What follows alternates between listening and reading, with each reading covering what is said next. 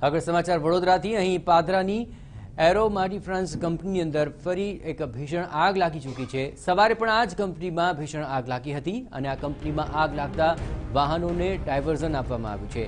LPG ગેસની ટેન્કને આગથી દૂર રાખવાના પણ પ્રયત્નો હાથ ધરાયા છે। એલપીજી ટેન્ક ફાટે તો વધુ નુકસાન થવાની ભીતિ સેવાઈ રહી છે અને તેને લઈને હાલ તાકીદે તમામ વ્યવસ્થાઓ કરાય છે। આ સમગ્ર મામલે એલપીજી ગેસની ટેન્કને આગથી દૂર રાખવાના પ્રયત્નો તો શરૂ કરી જ દેવાયા, કારણ કે જો એલપીજી આગના સંપર્કમાં આવે તો વધુ ખુવારી થઈ શકે તેવી શક્યતા જણાઈ રહી છે। પણ પાદરાની આ એરોમા ફીડર્સ કંપની છે તેમાં જે આગ લાગી છે તેને કાબૂમાં લેવા માટેના પ્રયત્નો કરાઈ રહ્યા છે। આ દ્રશ્યો આપ જોઈ રહ્યા છો તેમાં દ્રશ્યો પરથી જ સ્પષ્ટ થાય છે કે મોટી માત્રામાં લાગેલી આ ભીષણ આગ અને તેને કાબૂમાં લેવા માટે પણ જહેમત ઉઠાવવામાં આવી રહી છે।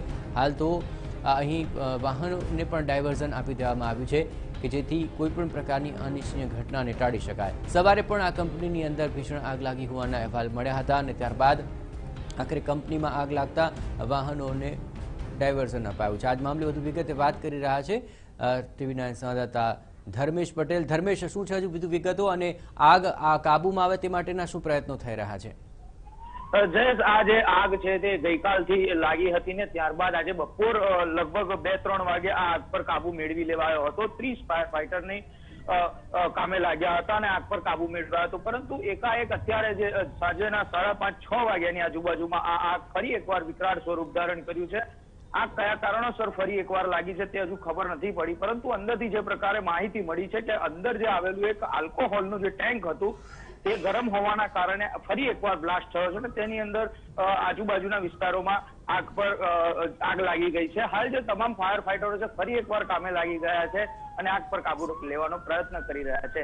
પાદરા જંબુસર જે હાઈવે છે તેને હાલ ડાયવર્ઝન કરવામાં આવ્યો છે। જી બિલકુલ ધર્મેશ, તમામ કાર્યવાહી પર આપ નજર રાખતા રહેજો। તો એરોમાડી ફ્રાન્સ કંપનીની અંદર બીજી વાર આ આગ લાગી અને તે આગને કાબૂમાં કરવા માટે પણ હાલ ફાયર ફાઈટર્સ પૂર્ણ જહેમત ઉઠાવી રહ્યા છે।